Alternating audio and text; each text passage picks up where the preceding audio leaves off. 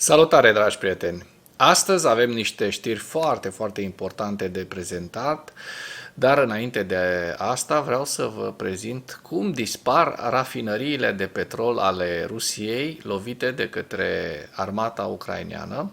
V-am tot prezentat cum ard rafinăriile rusești, dar nu am ținut o evidență, nu am ținut o socoteală a acestora. Iată, Russian Oil Refinery Bingo nu este doar o glumă, este ceea ce se întâmplă cu adevărat în Rusia, cu mașinăria de război rusească susținută de către mașinăria de petrol, mașinăria economică rusească, care, așa cum vă spuneam, hrănește mașinăria de război rusească. La cât mai multe rafinării în flăcări, rusești în flăcări, mai aveți încă 10 pentru a închide tabelul, pentru ca tabelul să fie complet. Subiectele principale ale analizei noastre de astăzi sunt: cât de aproape este sfârșitul regimului Putin?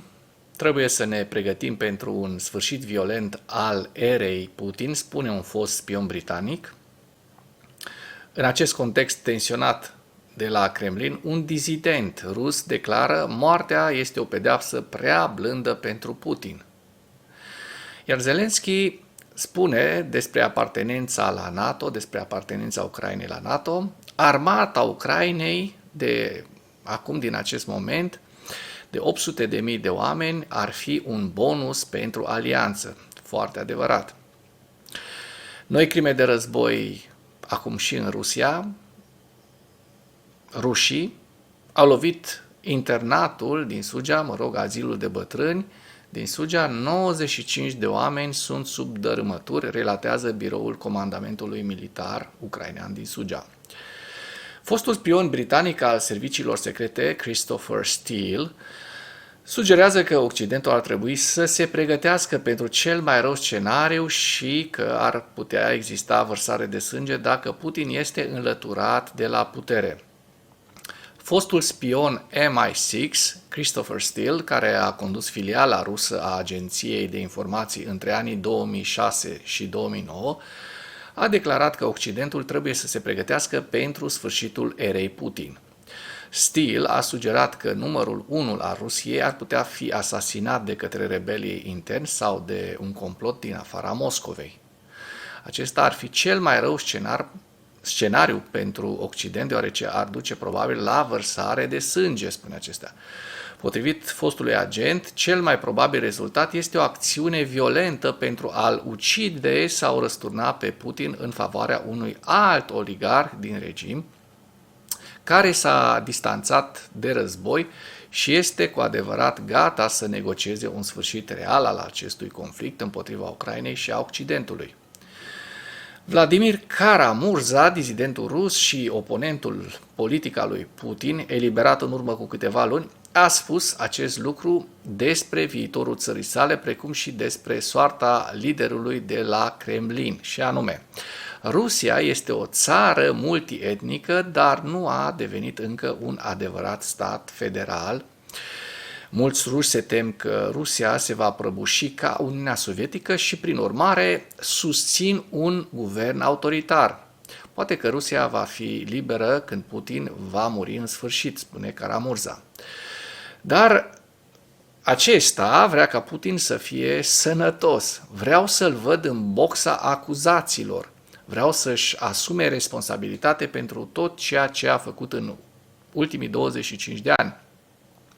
Știu că va răspunde pentru păcatele sale, mai spune Kara-Murza, dar vreau ca el să fie tras la răspundere și aici. El trebuie să-și asume responsabilitatea pentru Nemțov, pentru Navalny, pentru copiii ucraineni care au fost uciși. Moartea ar fi o pedeapsă prea blândă, mai spune Kara-Murza. Eu aș mai adăuga pe lista lui Putin pe Ana Politkovskaya și pe soldații ruși și ucraineni morți și răniți în conflictul lui Putin. Peste 1,5 milion. Ziua 1075 a războiului din Ucraina.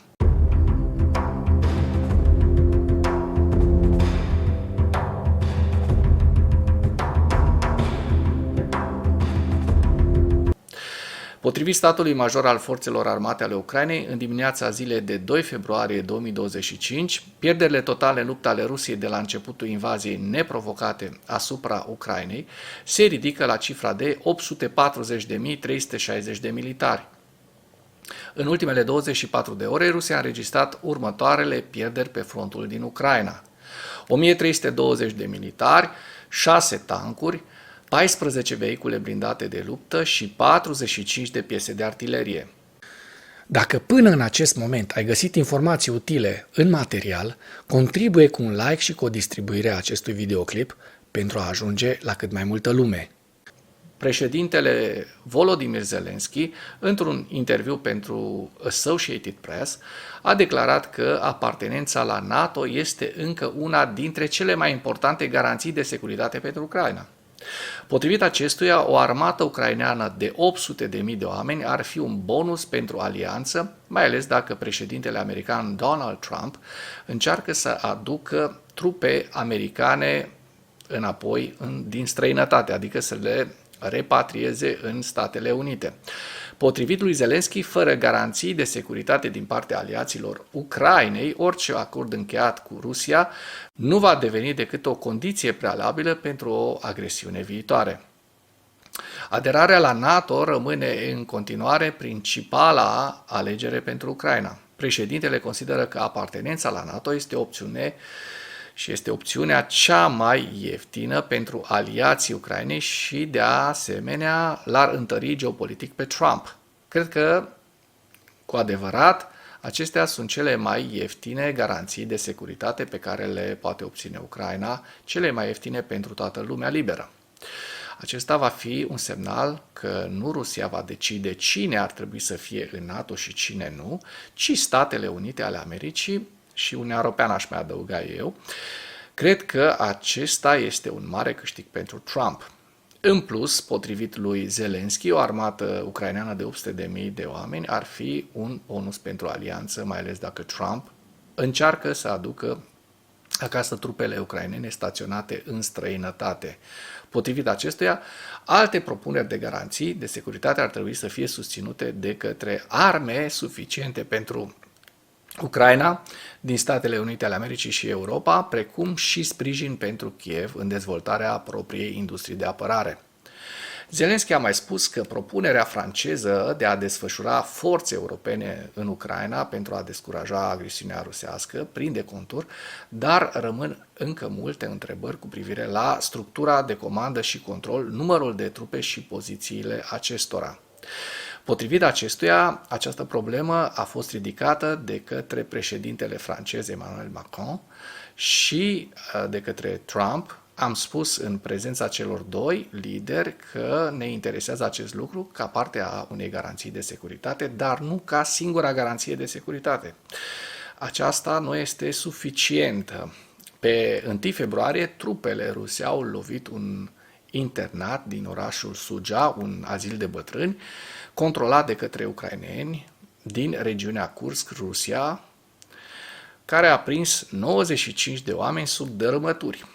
Prezidiul biroului Comandamentului Militar Temporar Ucrainean din Federația Rusă, prin Alexei Dimitrașchivski, într-un mesaj video pe Facebook, spune: la 1 februarie 2025, la orele 17:54, forțele armate ruse au lovit un internat din orașul Suja. 95 de persoane au fost prinse sub dărâmături. De sub dărâmături se aud gemete și țipetele oamenilor. Permiteți-mi să vă reamintesc că majoritatea sunt bătrâni și imobilizați la pat. Mai spune acesta, operațiunile de căutare și salvare sunt în prezent conduse de către forțele biroului Comandamentului Militar Ucrainean.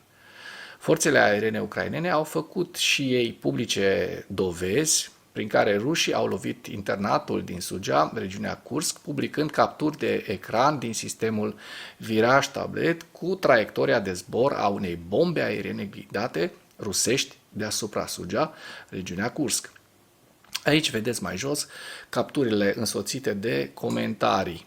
Regimul Putin lovește astfel în interiorul Rusiei obiective civile. Sper ca spionul britanic Steele să aibă dreptate și Putin să dispară cât mai repede din peisaj. În ceea ce urmează vă prezint un slide cu evoluția de ieri a celor mai importante fronturi din Ucraina și cu principalele știri din presa ucraineană. Hărțile sunt creația Institutului pentru Studiul Războiului.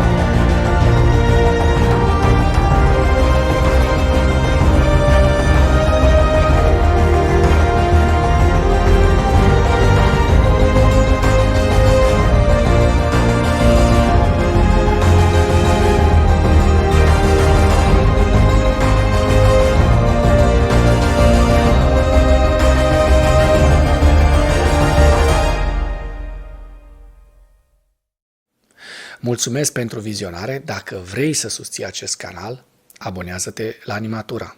Apreciez mult asta.